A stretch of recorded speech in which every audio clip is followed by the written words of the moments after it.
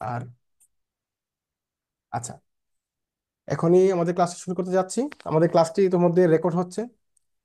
প্রিয় শিক্ষার্থীরা, তোমরা আজকে জানো যে আজকে আমাদের ষষ্ঠ মডেল টেস্টটি হয়েছে। মডেল টেস্ট 6 অনুষ্ঠিত হয়েছে। তোমরা সকলে পরীক্ষা দিয়েছো। যারা পরীক্ষাটি দাওনি তারা দ্রুত পরীক্ষা দিয়ে দিবে।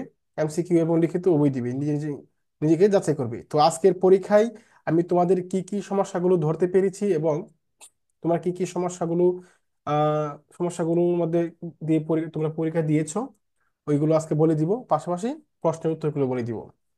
তোমরা দেখো, বাংলা অংশে আমরা সকলেই জানি যে আমাদের পরীক্ষার পূর্ণমান হচ্ছে 72। এই 72-এর মধ্যে লিখিত হচ্ছে 48 এবং এমসিকিউ হচ্ছে 24। এই 48-এর মধ্যে 48 গুলো আমি এখানে আলোচনা করব এবং এমসিকিউ যে গুলো আছে ওইগুলো তোমাদেরকে পিডিএফ দিয়ে দিব সমাধান। কেমন? এখানে তোমরা দেখতে পারছো যে প্রথমে যে প্রশ্নটি আমি দিয়েছিলাম যে কোথাথব নব পুষ- পুষ্পসাজ, মানে এই লাইনটি আমি কোন কবিতা থেকে নিয়েছি তোমরা নিশ্চয়ই জানো। যারা উত্তর করেছে অনেকে কিন্তু সকলেই যারা পরীক্ষা দিয়েছো আজকে এই লাইনটা তোমরা পেরেছো, সঠিকভাবে লিখেছো। তাই প্রত্যেকে 3 করে পেয়েছো। যারা সঠিকভাবে লিখতে পেরেছো, লিখেছো, 3 করে পেয়েছো। প্রথমে তোমাদেরকে আমি যে সমস্যাটা নিয়ে কথা বলবো সেটা হচ্ছে তোমরা কিন্তু খাতায় মার্জিন করো না। তোমরা খাতায় মার্জিন করো না। 1 নাম্বার সমস্যা হচ্ছে তোমরা এই যে নং গুলো, 1 নং, 2 নং, 3 নং, এই নং গুলো আমি এখানে লিখে দিই, কিন্তু তোমরা এই নং গুলো কোথায় লিখবে? এইগুলো এখানে লিখবে, মধ্যে লিখবে। কেমন? তোমরা যদি নং গুলো মধ্যে না রেখো, যদি আমি তোমাকে বলি এই যে 1 নং, হ্যাঁ, 1 নং প্রশ্নের উত্তর, এইভাবে তোমাদেরকে আহ নং হিসেবে মধ্যে লিখতে হবে, যাতে শিক্ষক তোমার খাতায় কোন নং কোথায় আছে খুঁজে না বের করতে হয়। যদি খুঁজে বের করতে হয় তাহলে কিন্তু বিরক্ত হয়ে তোমাকে নাম্বার দিবেন না। এটা মাথায় রাখবে। আর দ্বিতীয়ত হচ্ছে তোমরা অনেকেই মার্জিন করো না। পরীক্ষার সময় তোমরা মার্জিন করার সময় হয়তো তোমরা পাবে না, এটা মাথায় রাখবে। তো যদি সময় না পাও অন্তত খাতাটা একটু ভাঁজ করে রাখবে, যাতে মানে খাতার চারদিকেই, উপরে নিচে, ডানে বামে, হ্যাঁ, হেডার ফুটার উভয় দিকে কিন্তু খাতার 1 ইঞ্চি করে, 1 ইঞ্চি করে তোমরা এটাকে ভাঁজ করে রাখবে। ভাঁজ করে এই 1 ইঞ্চির মধ্যে তোমরা লিখবে, তাহলে তোমাদের লেখাটা সুন্দর হবে। এখানে তোমাদের বলতে পারো যে মার্জিন না করলে সমস্যাটা কি? সমস্যা হচ্ছে তোমাদেরকে নাম্বারিং করা যায় না। ধরো তুমি এই এখানে তুমি 1 নং-এ তুমি নাম্বার পেয়েছো, যত নাম্বারই হোক, 1 2 3 4, আমি নাম্বারটা তুমি কোথায় দিব? তোমরা যদি মার্জিন না করো, মার্জিন করলে কি হয়, তোমাদের মার্জিনের বাইরে আমি নাম্বারটা দিয়ে দিতে পারি, বা শিক্ষক পরীক্ষার সময় কিন্তু এখানে নাম্বার দিয়ে দিবে। কেমন? এই সমস্যার সাথে ফেস না করতে হয়, মূলত এগুলো তোমরা মাথায় রাখবে। প্রথম দিকে যে সমস্যাগুলো বলে দিলাম এগুলো মাথায় রাখবে। আর দ্বিতীয়ত হচ্ছে তোমরা অনেকে বাক্যের শেষে, এটা পরবর্তীতে আমি বলে দিচ্ছি কোথায় কোথায় সমস্যা হয়েছিল। দেখো, প্রথম যে প্রশ্নটি আছে সেটা হচ্ছে কোথাথব নব পুষ্প সাজ, এখানে কিন্তু মূলত বসন্তের ইঙ্গিত করা হয়েছে। যে বসন্তকালে কিন্তু কবির মনে, সকল কবির মনেই একটি আহ নতুন চিন্তা ভাবনা আসে, বসন্তকে বরণ করে নেই। কিন্তু তাহারই পরিমণে যে কবিতা আছে ওই কবিতায় কিন্তু কবির মনে যে বিষণ্ণতা ছিল, ওই বিষণ্ণতার কারণে কবি কিন্তু বসন্তকে বুঝতে পারেনি যে মানে বসন্ত এসেছে কিনা। বরং কবির ভক্তকে তিনি প্রশ্ন করেছিলেন যে বসন্ত এসেছে কিনা। তোমরা নিশ্চয়ই জানো। তো এখানে মূলত কবির উদাসীনতাকে মূলত বোঝানো হয়েছে এই কবিতার মাধ্যমে আর এই লাইনের মাধ্যমে। তোমরা দেখো, এই লাইনটির প্রথমে যদি আমরা উত্তর করতে চাই, প্রথমে কি করতে হবে? আমাদেরকে প্রথমে এটার একটা রেফারেন্স দিতে হবে যে এই লাইনটি কোথা থেকে নেওয়া হয়েছে। আমি এখানে লিখেছি প্রশ্নোত্তর পঙ্ক্তিটি কবি সুফিয়া কামালের তাহারই পরিমণি কবিতা থেকে চয়ন করা হয়েছে। প্রশ্নোত্তর পঙ্ক্তির মধ্য দিয়ে আনমনা কবির আনমনা কবির বসন্তের প্রতি ঔদাসীন্য, দেখো দেখো উদাসীনের দিকটি উন্মোচিত হয়েছে। মানে উদাসীন কবি কেন উদাসীন? তার মনটা ভারাক্রান্ত তার প্রিয়জন বিয়োগের কারণে। ঠিক আছে, তোমরা বুঝে বুঝে উত্তর লিখলে হবে। প্রথমে কিন্তু তোমরা আগে বলে দিয়েছি যে রেফারেন্স দিবে, দ্বিতীয়ত হচ্ছে তোমরা মেইন লাইনটি লিখবে। তারপরে আমরা বিস্তারিত লিখে দিলাম যে বসন্তের আগমনে সমগ্র প্রকৃতি যেন নবরূপ লাভ করে। বাহারি ফুল আর পাতায় সজ্জিত হয় বৃক্ষরাশি, স্বভাবতই কবিরাও বসন্ত বন্দনায় মগ্ন হন। মানে এখানে আমরা ব্যাখ্যা করে দিচ্ছি কিছুটা, কিন্তু মূল প্রশ্নের উত্তরে কিন্তু প্রথম দুই লাইন আমি বলে দিয়েছি। তারপর হচ্ছে দ্বিতীয় যে প্রশ্নটি আছে সেটি হচ্ছে, আচ্ছা তোমরা কি আমার কথা বুঝতে পারছো? একজন বলো তো দেখি। জি ভাইয়া, ক্লিয়ার বোঝা যাচ্ছে। আচ্ছা, দেখো দ্বিতীয় প্রশ্নটি আমি করেছিলাম, সাধু ও চলিত রীতির চারটি পার্থক্য লিখো। জি যদি তোমাদেরকে আমি বলি, যদি প্রশ্ন ভাইয়া। প্যাটার্ন পরিবর্তন হয়, যদি জগন্নাথ বিশ্ববিদ্যালয়ের প্রশ্ন প্যাটার্ন পরিবর্তন হয়, এই 2 নং প্রশ্নটি আসবেই। বুঝতে পেরেছো? পরীক্ষায় যদি প্রশ্ন প্যাটার্ন পরিবর্তন হয়, মনে করো, তাহলে এই দুই নং প্রশ্নটা আসবেই পরীক্ষায়, মানে আসার মতো একটা প্রশ্ন এটা, যে সাধু ও চলিত ভাষারীতে একটা পার্থক্য লেখার জন্য বলবে।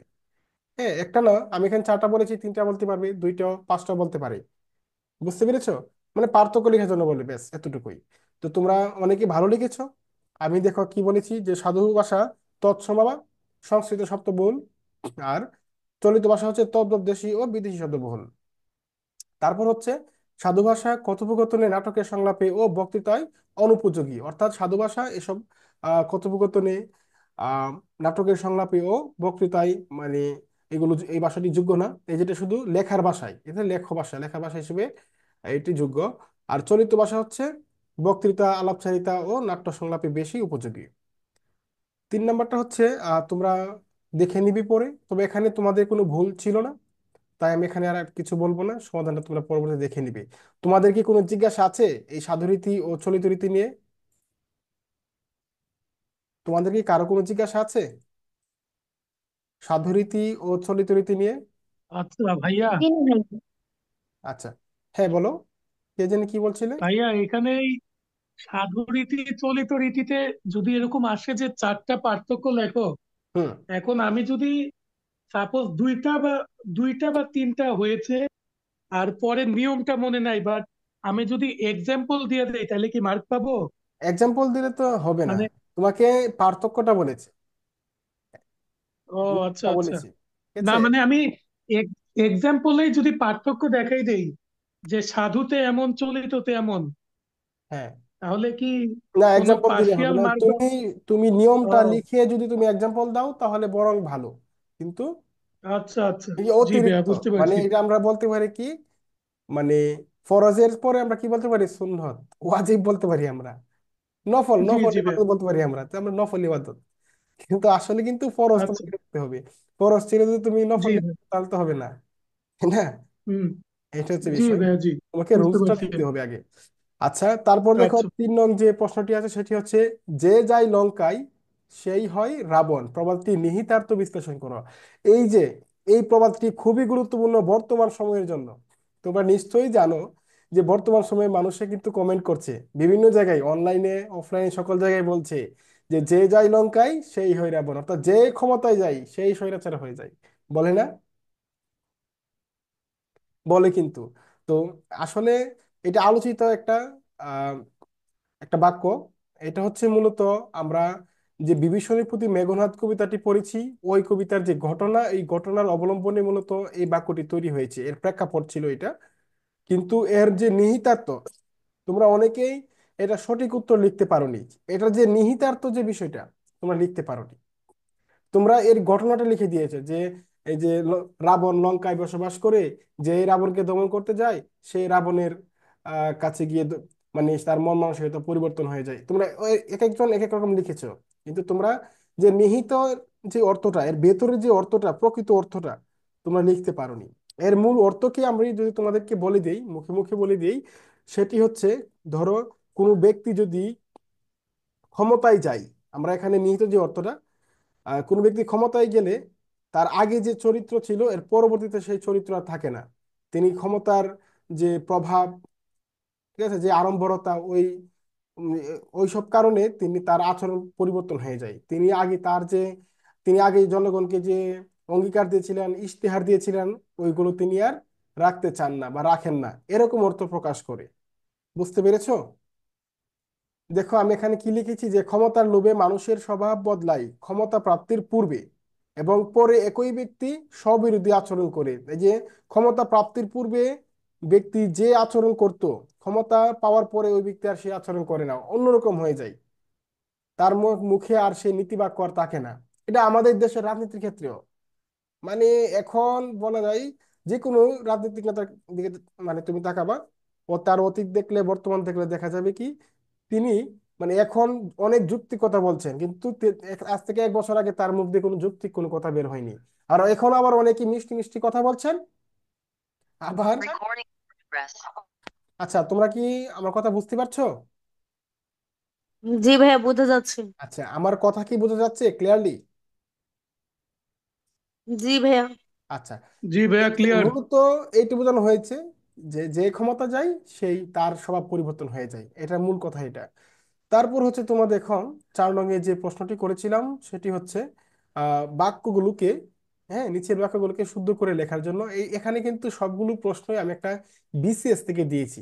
বিসিএস প্রশ্ন আসছিল, কোন বিসিএস আমি জানি না। এখান থেকে আমি সবগুলো প্রশ্ন দিয়েছি, দেখি তোমরা বিসিএস এর বিগত সালের প্রশ্ন তোমরা ধরো কিনা, একটু টোকা দিলাম। ঠিক আছে।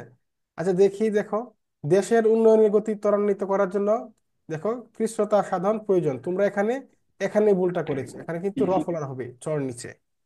তারপর হচ্ছে পাহাড়ের প্রাকৃতিক বৈচিত্র্যতা আমাদের মুগ্ধ করে, এখানে কিন্তু দেখো এখানে প্রত্যয় প্রত্যয় গঠিত কিন্তু ভুল আছে, বৈচিত্র্যতা হবে না, বৈচিত্র্য হবে। হয় বিচিত্রতা হবে, না হলে বৈচিত্র্য হবে। ঠিক আছে, হয় বিচিত্রতা, এই যে এরকম বিচিত্রতা, না হয় বৈচিত্র্য হবে।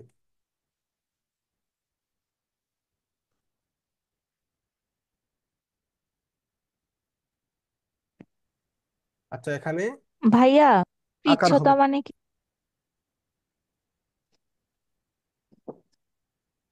আচ্ছা দেখো, তারপরে যে প্রশ্নটি আছে সেটি হচ্ছে চুরে চুরে চাচাতো ভাই, এখানে চাচাতো ভাই হবে না, মাসতুতো ভাই হবে। আর এখানে কিন্তু তোমরা মাসতুতুর মধ্যে এখানে বানান ভুল করেছো। দেখো, হ্রস্বকার এবং দীর্ঘকার। ঘ নম্বর যে প্রশ্নটি আছে সেটি হচ্ছে কে এই ভাগ্যবান মহিলা, কে এই ভাগ্যবান। দেখো তো, আচ্ছা মহিলা ব্যক্তি কি কখনো ভাগ্যবান হয় না ভাগ্যবতী হয়? ভাগ্যবতী হয়। সুতরাং এখানে উত্তরটি হবে ভাগ্যবতী। আর সবগুলো ঠিকঠাক থাকবে। তো 4 নম্বরের যে বিষয়টি আছে সেটি হচ্ছে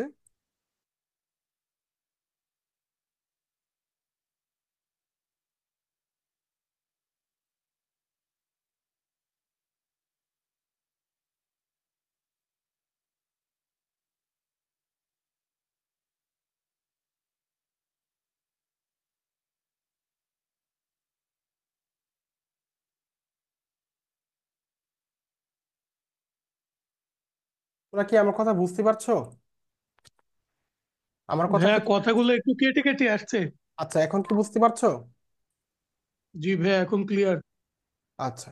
আচ্ছা, শেষের যে সেন্টেন্সটা বাক্যটা ছিল, দেখো কি বলেছিলাম যে কে এই ভাগ্যবান মহিলা, তাকে ডেকে আনো।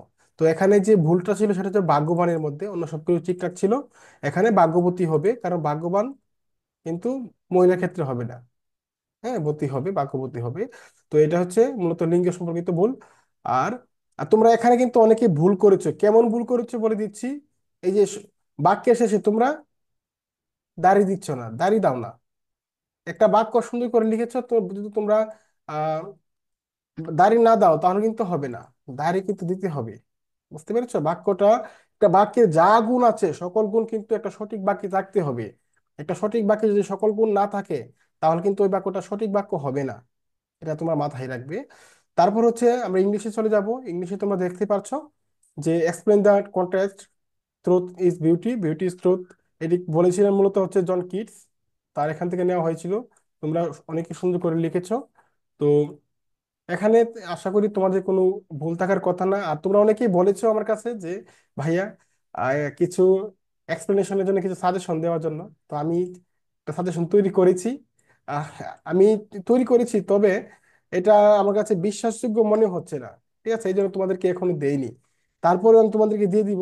আমি আমার কাছে মনে হয় না যে টপিক ভিত্তিক মানে পড়ে উপরে কোনো সাজেশন আছে। তোমরা যদি টপিক ভিত্তিক সাজেশনটা পড়ো তাহলে তোমাদের পরীক্ষায় কমন পড়বে। কিন্তু এই যে তোমাদের কি বলে, এই যে একটা প্রশ্ন বা একটা উদ্ধৃতি দিয়ে দিলাম ওইটা পরীক্ষাতে আসবে তার কোনো নিশ্চয়তা নেই। এটা মাথায় রাখবে, যেই বলো, যে বলে যে 100% কমন, 80% কমন, 50% কমন, এটা ভণ্ডামি। একমাত্র প্রশ্ন ভাইয়া বা পরীক্ষার, হ্যাঁ বলো, কি বলতে চাচ্ছিলে? ভাইয়া এক্সপ্লেইন যদি এক্সামে যদি কমন না পড়ে তখন ভাইয়া কি করব? পরীক্ষার হলে যদি কমন না পড়ে তুমি কি করবে? জি ভাইয়া। মানে কোন কোন টপিকে বলো তো? এই যে ভাইয়া ইংরেজি 5 নম্বর এক্সপ্লেইন যেটা। এক্সপ্লেনেশন যদি একবারে কমন না পড়ে, ধরো তুমি একবারে আননোন একটা ইয়ে আসছে, সেন্টেন্স আসছে, তাহলে তুমি নিশ্চয়ই সেন্টেন্সের অর্থটা বোঝার চেষ্টা করবে যে কি বুঝিয়েছে। সেন্টেন্সের অর্থটা বোঝার চেষ্টা করবে, তারপর নিজের ভাষায় লিখবে। দ্য সেন্টেন্স শোস আস দা, কি সম্পর্কে বোঝানো হয়েছে, এখানে বিউটি সম্পর্কে বোঝানো হয়েছে, তাহলে আমরা লিখতে পারি কি বিউটি সম্পর্কে। এইভাবে লিখতে পারি আমরা। দেখো যদি আমরা এটা এটা আমরা বলতে বলতে গেলে আমরা এখানে লিখতে পারি কি মানে, যারা আমরা ফ্রি ফ্রি হ্যান্ড রাইটিং করি, ওই ফ্রি হ্যান্ড রাইটিং এর মতো আমরা লিখতে পারি যে দ্য সেন্টেন্স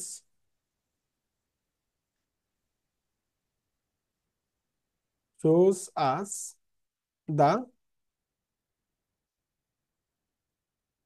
দা বিউটি। হ্যাঁ, মনে করো যে কোনো সম্পর্কে তুমি বুঝতে পেরেছো এই সেন্টেন্স, তাহলে এখানে লিখলা অ্যাকর্ডিং টু দা, মানে তুমি যে নিয়মটা তুমি ফলো করবা। কিভাবে? তুমি নিজের মতো করে বানিয়ে লেখার চেষ্টা করো। প্রথমে চেষ্টা করবা যে এখানে এই সেন্টেন্সটা দ্বারা কি বোঝানো হয়েছে, অর্থটা কি, এটা আগে ক্যাচ করার চেষ্টা করবা। যদি একবার কমন না পড়ে, আর যদি প্রথমে মানে তুমি কমন পড়ুক আর না পড়ুক, প্রথমে তুমি চেষ্টা করবা কি যে এই সেন্টেন্সের মানে উৎসটা কি, কে লিখেছেন, এটা কিন্তু তোমাদের প্রথমেই লিখতে হবে। যদি কে লিখেছেন বা কোন কবিতার অংশ তুমি না জানো, তাহলে কিন্তু তোমাকে অর্ধেক নাম্বার তোমাকে দিবে না, তুমি যত সুন্দর করে লিখো। বুঝতে পেরেছো? অর্ধেক নাম্বার তোমাকে দিবে না। সুতরাং তোমাকে প্রথমেই এটার উৎস লিখতে হবে, এটা মাথায় রাখবে। তারপর দেখো, আমি আজকে একটা ভিন্ন রকম প্রশ্ন করেছি। সেটা হচ্ছে লিটারারি টার্মস থেকে প্রশ্ন করেছি তোমাদের। দেখি তোমাদের আসলে সাহিত্য কতটুকু পড়ো। এখান থেকে কিন্তু পরীক্ষার প্রশ্ন আসে, তোমরা জানো। ফিগারস অফ স্পিচ তোমরা পড়েছো না? অন্যান্য ভার্সিটি প্রিপারেশনের জন্য পড়েছো না ফিগারস অফ স্পিচ? জি ভাইয়া পড়ছি। ওইখান থেকে কিন্তু মূলত প্রশ্ন করেছি। যদি প্রশ্নের প্যাটার্ন পরিবর্তন হয়, যদি মনে করো যে বিগত সালের প্রশ্ন থেকে, তার মানে এই বছরের প্রশ্নকর্তা বিগত সালের প্রশ্নগুলো অনুসরণ করবেন না, তাহলে কিন্তু এরকম প্রশ্ন আসবে। মাথায় রাখবে যে এখান থেকে প্রশ্ন আসবে। যদি প্রশ্ন প্যাটার্ন পরিবর্তন হয়, তাহলে লিটারারি টার্মস থেকে একটা প্রশ্ন আসবেই। হয় হয় তোমার বি ইউনিটে, না হয় ডি ইউনিটে। হয় বি ইউনিট না হলে ডি ইউনিট, অথবা তুমি দেখো এক একটা ইউনিটে কিন্তু আহ, তোমাদের শিফট ভাগ করা আছে। ওই শিফট কিন্তু একটা শিফটের সাথে একটা প্রশ্নের মিল থাকবে না। সুতরাং এক শিফটে দিতে পারে, নাও দিতে পারে। মানে একটা শিফটের প্যাটার্ন আরেক শিফটের সাথে মিলবে না, এমনও হতে পারে। বা প্যাটার্ন মিলতে পারে, প্রশ্ন মিলবে না, প্রশ্ন তো আহ, অবশ্যই মিলবে না। ঠিক আছে, যদি প্যাটার্নটা একটু পরিবর্তন করে দেয়, তাহলে কিন্তু দেখা যাবে যে লিটারারি টার্মস বা ফিগারস অফ স্পিচ থেকে কিন্তু প্রশ্ন আসতে পারে। সুতরাং এটার গুরুত্ব তোমাদেরকে বোঝানোর জন্যই আমি এখান থেকে প্রশ্ন করেছি। তোমরা প্রত্যেকেই ফিগারস অফ স্পিচ বা লিটারারি টার্মস যে অংশটা আছে, এটা অবশ্যই পড়ে নিবে তোমরা। যারা মূলত অনার্স করে, ইংলিশে অনার্স করে অথবা বাংলা অনার্স করে, বাংলা এইগুলোকে বলা হয় কি জানো? বাংলা এইগুলোকে বলা হচ্ছে রূপতত্ত্ব, রসতত্ত্ব, ছন্দ এবং অলংকার। ঠিক আছে, ওইগুলো যে একটা সাবজেক্ট আছে, ওই সাবজেক্টে না জানলে তুমি সাহিত্যের কোনো কিছুই বুঝবা না। এই সাহিত্য একটা বাক্যের মাধ্যমে কি বুঝিয়েছে, তুমি এটা তোমাকে বুঝতে হবে ফিগারস অফ স্পিচের মাধ্যমে। এটা তোমাকে বর্ণনা করতে হবে। এটা কি নাটকটা, এটা কি ট্রাজেডিক নাটক, হ্যাঁ, নাকি সামাজিক নাটক, বা এখানে এটা কি যে তোমার এই সাহিত্যটা লিখেছে, এই সাহিত্যটা কোন ধরনের, এটা কি মহাকাব্য নাকি সনেট? বুঝতে পেরেছো? এক একটা এক এক অর্থ প্রকাশ করে। তো তোমরা অনেকেই কিন্তু লিখতে পেরেছো, আর আমার কাছে মনে হচ্ছে তোমরা কিন্তু তোমরা সৎভাবে পরীক্ষা দিচ্ছ তো। যারা পরীক্ষা দিচ্ছ, তোমরা কি পরীক্ষার সময় সৎভাবে পরীক্ষা দিচ্ছ তো, নাকি দেখা দেখি করো? জি ভাইয়া। না না। আমার কাছে মানে আমি যখন দেখি তোমাদের খাতা, তখন আমার কাছে কয়েকজনের খাতা দেখে মনে হয় তোমরা মনে হয় কোনো সহায়তা নেও। আসলে কি তাই?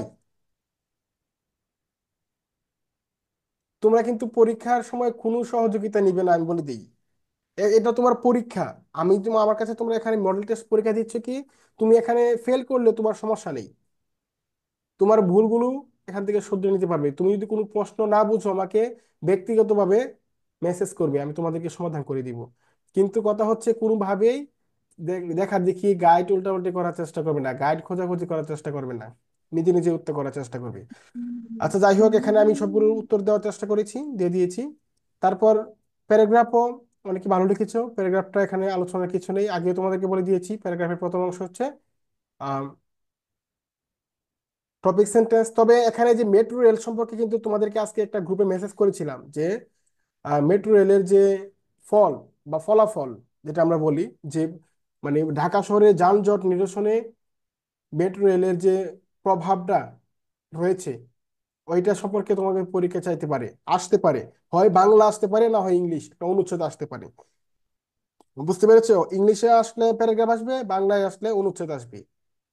এটা তোমরা অবশ্যই সংগ্রহ করে নিবে, সংগ্রহ করে পড়াশোনা করবে।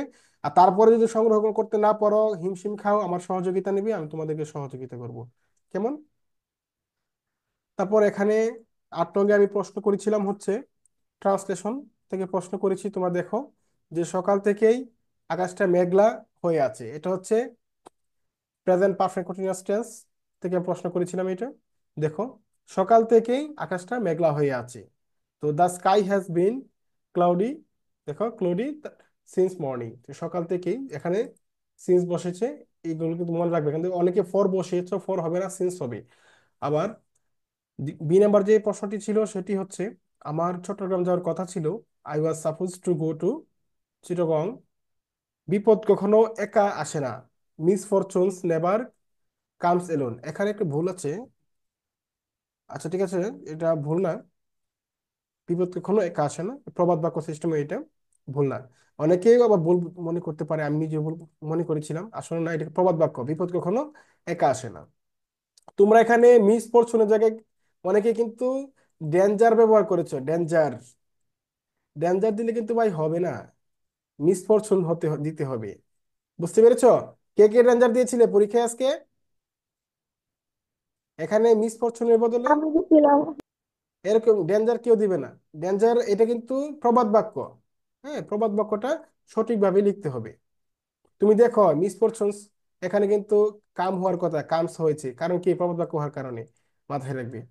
দেখো তারপর হচ্ছে, বাজারে মাছ ও মাংসের দাম দিন দিন বাড়ছে, the price of fish and meat are increasing day by day in the market.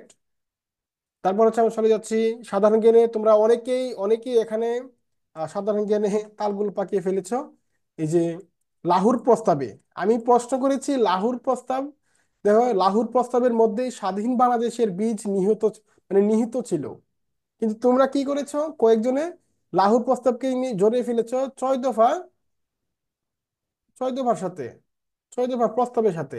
6 দফা প্রস্তাবে একটা, লাহুর প্রস্তাবে একটা। লাহুর প্রস্তাব হচ্ছে 1940 সালে যে পাকিস্তানের লাহোরে মুসলিম লীগের যে সম্মেলন হয়েছিল, ওই সম্মেলনে শেরে বাংলা কে ফজলুল হক একটি মানে প্রস্তাব করেছিলেন। কি প্রস্তাব করেছিলেন? যে ভারতবর্ষের মুসলিম সংখ্যাগরিষ্ঠ অঞ্চল নিয়ে আলাদা আলাদা রাষ্ট্র গঠিত হবে, ওই রকম একটা প্রস্তাব করেছিলেন। ওই প্রস্তাবটি হচ্ছে মূলত লাহোর প্রস্তাব। কিন্তু তোমরা অনেকেই কি করেছো, এটা 6 দফায় নিয়ে গেছে। 6 দফা হচ্ছে ওইটা কিন্তু লাহোরেই হয়েছিল, কিন্তু ওইটা হচ্ছে 6 দফার প্রস্তাব করেছিলেন হচ্ছে বঙ্গবন্ধু শেখ মুজিবুর রহমান। আর লাহোর প্রস্তাব যেটা, লাহোর প্রস্তাব হচ্ছে আহ শেরে বাংলায় কে ফজলুল হক এটা করেছিলেন। তো এখানে তোমরা যে কথা, মূল যে কথাটা, মূল কথাটি হচ্ছে এটা যে সংখ্যাগরিষ্ঠ অঞ্চল নিয়ে মুসলমানদের জন্য পৃথক রাষ্ট্র গঠনের পরিকল্পনা, হ্যাঁ পরিকল্পনা যে কথাটা, এটাই কিন্তু মূল কথা। যারা এতটুকু লিখেছো তারা পূর্ণ নাম্বার পেয়েছো। বুঝছো? মূল কারণই ছিল কি এই কথাটা। আর তোমরা যদি যত কিছু লেখো, লাহোর প্রস্তাবের সংজ্ঞা দাও, এত সাল এত সাল দিয়ে লেখলে কোনো লাভ হবে না। এটা মূল কথাটা হচ্ছে এটা। তোমরা অবশ্যই সংজ্ঞা দিলে ভালো, একটু সুন্দর করে লিখলে ভালো হয়। তবে মূল কথাটা তো তোমাদেরকে অবশ্যই সেটা এখানে উপস্থাপন করতে হবে। তারপর আচ্ছা, আরেকটা তোমাদেরকে তোমাদের ভুলটা আমি বলে দিচ্ছি, সেটা হচ্ছে তোমরা অনেকেই ভুল করেছো ইংলিশের ক্ষেত্রে। ইংলিশেটা একটু বলে দিচ্ছি। দেখো তোমরা এই যে এখানে যে লিটারারি টার্মস গুলো লিখেছো, তোমরা অনেকেই এই যে এগুলো কিন্তু তোমাদেরকে আমি প্রশ্ন করেছিলাম যে পার্সনিফিকেশনের মিনিং বলার জন্য, তোমরা কি করেছো, এগুলো বাংলায় বলেছো। বাংলায় লিখলে কিন্তু ভাই হবে না, ইংলিশে প্রশ্ন ইংলিশে লিখতে হবে, ইংলিশের প্রশ্ন ইংলিশে তোমাকে উত্তর করতে হবে, এটা মাথায় রাখবে। আচ্ছা, তারপর হচ্ছে 10 নং যে প্রশ্নটি ছিল সেটি হচ্ছে, অবস্থান সহ প্রাচীন বাংলা 4টি জনপদের নাম লেখো। তোমরা অনেকে সুন্দরভাবে লিখেছো, আমি দেখেছি তোমরা সকলে পেরেছো, তো এখানে আশা করি তোমাদের কোনো সমস্যা থাকবে না।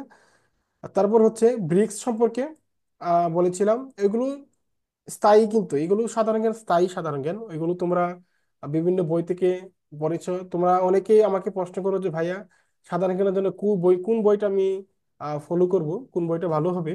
তোমাদেরকে আমি বলে দিব যে আগামী যে 7 দিন আছে, 7 দিনটা সাধারণ জ্ঞানের জন্য সাম্প্রতিকটা একটু বেশি গুরুত্ব দাও। সাম্প্রতিক থেকেই সাধারণ জ্ঞানে বেশি প্রশ্ন আসার সম্ভাবনা বেশি আমার কাছে মনে হচ্ছে। আর সাম্প্রতিকের মধ্যে তোমরা কি কি পড়তে পারো, তোমরা জুবাইয়ের জিকের যে ক্যাপসুল গুলো আছে, 4টা ক্যাপসুল, এই ক্যাপসুলের যে টপিক গুলো আছে ওই টপিকের উপরে তোমরা নোট তৈরি করো, নোট তৈরি করে লেখার চেষ্টা করো। তারপরে আশা করি তোমাদের ভাইয়া সমস্যা থাকবে। শুধু এই 4টা ক্যাপসুল পড়লেই হবে জুবাইর জিকে? হ্যাঁ, 4টা ক্যাপসুলের ভিতরে যে ঘটনাগুলো আছে বা টপিক গুলো আছে, ওই টপিক গুলো মানে বিস্তারিত জি। পড়ার চেষ্টা করবে। তোমরা দেখবে টপিক গুলোতে, দেখো আমি তোমাদেরকে বলে দিচ্ছি একটা পিডিএফ দেখিয়ে। জুবাইর জিকের ক্যাপসুল গুলো হয়তো কোথায় আছে, এই যে ক্যাপসুল, জুবাইর জিকের যে ক্যাপসুল, যদি 1 নম্বর আমি তোমাদেরকে দেখাই, এখানে টপিক আছে অনেকগুলো, অনেকগুলো টপিক আছে। অনেকগুলো টপিকের মধ্যে যে নোবেল পুরস্কার সম্পর্কে, এটা এতটা গুরুত্বপূর্ণ না, আসতে পারে। এই যে পাকিস্তানের বিপক্ষে বাংলাদেশের ঐতিহাসিক টেস্ট সিরিজ, এটা সম্পর্কে তোমরা প্রশ্ন তৈরি করতে পারো, বাংলাদেশের অর্জন সম্পর্কে। তারপর হচ্ছে 2024 সাফ অনূর্ধ্ব 17 চ্যাম্পিয়নশিপ যে ভারতে হয়েছিল, এটা সম্পর্কে তোমরা একটা নোট তৈরি করবে, যে কোথায় হয়েছিল, কত সালে হয়েছিল, কে প্রথম স্থান, মানে কে চ্যাম্পিয়ন। হ্যাঁ, ওই সম্পর্কে তোমরা একটা নিবন্ধ তৈরি করবে, মানে একটা নোট তৈরি করবে। মূল কথা এই যে জুলাই গণ অভ্যুত্থান সম্পর্কে একটা নোট তৈরি করবে, কত কত তারিখে হয়েছিল, বলতে কি বোঝায়, কি কাকে বলে, এগুলো সম্পর্কে তোমরা নোট তৈরি করবে। তাহলে কিন্তু তোমরা এখান থেকে ইনশাল্লাহ কমন পেয়ে যাবে সাম্প্রতিক গুলো। আর উম, যেগুলো স্থায়ী গুলো আছে, স্থায়ী সাধারণ জ্ঞান, ওইগুলো তোমরা ক্লাস ইন্টারমিডিয়েট যে তোমরা মূল বইগুলো পড়েছিলে না, ওইগুলো থেকে প্রশ্ন কমন পড়বে। ঠিক আছে? আর শুধু ধারণা রাখলেই হবে, কারণ লিখিত পরীক্ষা তো তোমরা কমন পাওয়া খুবই কঠিন হয়ে যাবে। তারপরও যারা ধারণা রাখবে টপিকের উপরে, তারাই লিখতে পারবে। আচ্ছা, তারপর ওইগুলো তোমরা ভালো লিখেছো, এখানে তোমাদের কোনো সমস্যা ছিল না, আমি কোনো সমস্যা দেখতে পাইনি। সবগুলো প্রশ্নের উত্তর আমি তোমাদেরকে লিখে দিয়েছি, তোমাদের সমাধান করে দিয়েছি, তোমরা ওইগুলো দেখে নিও। দেখো, 13 নং যে প্রশ্নটা আছে সেটা, এটা কিন্তু শুধু ডি ইউনিটের জন্য। তোমরা কেউ এই প্রশ্নের উত্তর করোনি, কারণ কি, মানে গণিতের যে আজকে প্রশ্নটি ছিল, এটা তোমরা কেউ উত্তর করোনি, তোমরা কি কেউ পারোনি এটা? না ভাইয়া, আমরা পারিনি দেখে ক্যান্সেল করে নিয়ে তো। আচ্ছা, এটা তোমরা গণিতকে বই পড়লে হবে না, একটু মানে গুরুত্ব দিতে হবে গণিত, কিন্তু তোমাদের যদি যারা ডি ইউনিটি পরীক্ষা দিবে, তাদের কিন্তু গণিত আসবেই। ঠিক আছে, কোনটা আসে বলা যায় না। ভাইয়া অনেকদিন হচ্ছে গণিত করি না, জানিস ভাইয়া, ভুলেই গেছি। আচ্ছা, দেখো তোমাদেরকে যে গণিতের যে সমাধানটা এখানে দেওয়া আছে, কি x² - √3x + 1 = 0। তো আমাদেরকে মান বের করতে হবে কি, x³ + 1/x³। তো এখানে দেখো দেওয়া আছে কি, এটা আমি খাতায় করি, এখানে যেহেতু টাইপিং করতে গেলে অনেক দেরি হয়ে যায়, এই জন্য আমি খাতায় করে তোমাদেরকে এখানে সমাধান দিয়ে দিলাম। দেখো, দেওয়া আছে x² - √3x + 1 = 0। তাহলে আমরা এখান থেকে √3x ওই পাশে নিয়ে যাব, ডান পাশে। তাহলে কি এখানে কি কি থাকবে, x² প্লাস হবে, এটা এটা কিন্তু প্লাস, মাইনাস হবে না, এখানে আমি ভুল করেছিলাম। এখানে যে প্লাসের ওয়ানটা এখান থেকে যাবে, = √3 হবে। তারপর আমরা উভয় পক্ষে এক্স দ্বারা ভাগ করব, আমাদের উদ্দেশ্য হচ্ছে x+1/x এর মান বের করব। x+1/x এর মান ছাড়া কিন্তু আমরা এই মানটা বের করতে পারবো না, এই জন্য আমরা x+1/x এর মান বের করতে গেলে উভয় পক্ষে যদি আমরা ভাগ করি, তাহলে দেখো এক্স দ্বারা ভাগ করলে মানে কোনো পরিবর্তন হয় না, মান কিন্তু একই। তো এখানে যদি আমরা রাখি তাহলে কি হয়, এখানে x², এই যে ভাগ করলে এখানে কিন্তু প্লাস হবে, ঠিক আছে, প্লাস ওয়ানের নিচে এক্স হবে। এখানে লেখাটা একটু ভুল ছিল, ওয়ান নিচে এক্স হবে = √3 হবে। তাহলে যদি আমরা ভাঙি কি হবে, এই যে এক্স কে যদি আমরা এক্স দ্বারা ভাগ করি তাহলে এক্স থাকবে, আর এখানে কিন্তু প্লাস আমরা ধরে নিবে তোমরা প্রত্যেকে, লেখাটা একটু হয়তো ভুল ছিল। +1/x, এই যে এক্স এর নিচে যেহেতু ওয়ান ছিল, 1/x আমরা লিখলাম, তাহলে আমরা কি পেলাম, x+1/x = √3। তাহলে আমরা √3 এটার মান পেলাম। আমরা এখানে প্রদত্ত রাশি লিখবো কি, x cube plus 1/x³ equal to, দেখো এটা আমরা যদি আমরা মানটা বের করতে চাই আমাদেরকে অনুসিদ্ধান্ত লাগবে। কিসের অনুসিদ্ধান্ত? দেখো a cube plus b cube অনুসিদ্ধান্ত কি? অনুসিদ্ধান্ত হচ্ছে a+b whole cube minus 3ab into a+b। তো এগুলো আমরা লিখি, এ হচ্ছে এক্স এবং 1/a হচ্ছে 1/x হচ্ছে বি। তো আমরা কি লিখলাম? x+1/x whole cube minus 3ab, এ হচ্ছে এক্স, 1/x হচ্ছে বি, 3ab ইন্টু a+b। তাহলে আমরা মান বসাই, এটার মান হচ্ছে √3 হোল কিউব মাইনাস 3 ইন্টু √3।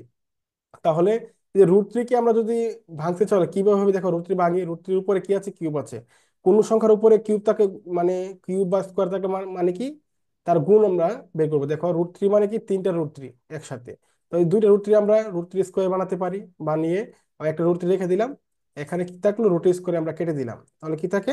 শুধু 3 থাকে। তাহলে 3 আনলাম এখানে, আর √3 তাহলে √3 হোল কিউব মানে কি? 3√3, আর এখানে 3 এবং √3 গুণ করলে 3√3 হয়। 3√3 থেকে 3√3 বিয়োগ করলে আমরা পাই কি? 0 পাই। তাহলে সূত্র উত্তর হবে কি? 0 হবে উত্তর। তোমরা বুঝতে পেরেছো? অঙ্কটা বুঝতে পেরেছো তোমরা? জি ভাইয়া, ক্লিয়ার। আচ্ছা, তাহলে আমাদের আলোচনা এখানেই শেষ ক্লাসের। আচ্ছা, তোমাদের কোন জিজ্ঞাসা আছে এখানে সমাধান নিয়ে? না ভাইয়া, কোনো প্রবলেম নাই। আচ্ছা ঠিক আছে, তাহলে আজকে ক্লাসটি এখানে রেখে দিচ্ছি। সকালে ভালো থাকো, সুস্থ থাকো, আর তোমাদের কোনো জিজ্ঞাসা থাকলে অবশ্যই কিন্তু আমার ইনবক্সে বলবে। আর এখন থাকলে বলতে পারো, ভাইয়া, এখন কোনো জিজ্ঞাসা থাকলে বলতে পারো। ভাইয়া বলছি আমাদের কয়টা মডেল করাবেন, মানে 20টা না 10টা? 10টা মডেল টেস্ট। 10টা মডেল টেস্ট হচ্ছে আমাদের 10টা, লিখিত 10টা, এমসিকিউ 10টা। ঠিক আছে? আর ও এমসিকিউ আচ্ছা, টপিক ভিত্তিক কি এমসিকিউ। শেষ করবে? হ্যাঁ বলো। আমাদের আমাদের তো 14 তারিখে পরীক্ষা, ডি ইউনিটের পরীক্ষা 14 তারিখে, আর আমাদের বি ব্যাচ ইউনিট শেষ হচ্ছে হয়ে যাবে 15 12 তারিখ। তারিখে। আমাদের ব্যাচের পরীক্ষা শেষ হয়ে যাবে সম্ভবত 12 তারিখে। আজকে 6 না? আগামীকাল 7। জি 9 তারিখে 7, 10 তারিখে 8, 11 তারিখে 9, 12 তারিখে। ভাইয়া, আজকে 8 তারিখ। আজকে 8 না? জি জি আজকে জি, 8 তারিখ, আজকে 8 তারিখ আর 6 4 হয়েছে। দিন। আজকে 8, আজকে 6 হয়েছে, 9 তারিখ 7 হবে, 10 তারিখ 8 হবে, হ্যাঁ, 11 তারিখ জি জি 9 হবে, 12 তারিখ 10 হবে। বুঝতে পেরেছো? ও আচ্ছা। এই হচ্ছে আমাদের জি মডেল। ভাইয়া। আর তোমরা কিন্তু আমার যে যে মডেল টেস্ট গুলো ছিল এগুলো কিন্তু আমি বাছাই করে তোমাদেরকে দিয়েছি, সুতরাং মডেল টেস্ট গুলো একটু করে যেও। কমনের নিশ্চয় তো আমি কখনো দিই না, এই ভন্ডামি আমার মধ্যে নেই। আমি তোমাদেরকে বলে দিব এগুলো একটু গুরুত্বপূর্ণ। বুঝতে পেরেছো? আচ্ছা ভাইয়া। জি। আচ্ছা জি ভাই। জি ভাইয়া। ওকে, তাহলে সকলে ভালো থাকো, আর তোমাদের কোনো জিজ্ঞাসা থাকলে আমাকে ইনবক্সে নোটস দিও। কেমন? আচ্ছা ভাইয়া। ওকে। ভাইয়া, আসসালামু ওকে, ঠিক আলাইকুম। আছে। ওকে, ওয়ালাইকুম সালাম। আসসালামু আলাইকুম। ওকে, ওয়ালাইকুম সালাম, সকলে বের হয়ে যাও। আসসালামু আলাইকুম। ওয়ালাইকুম আসসালাম।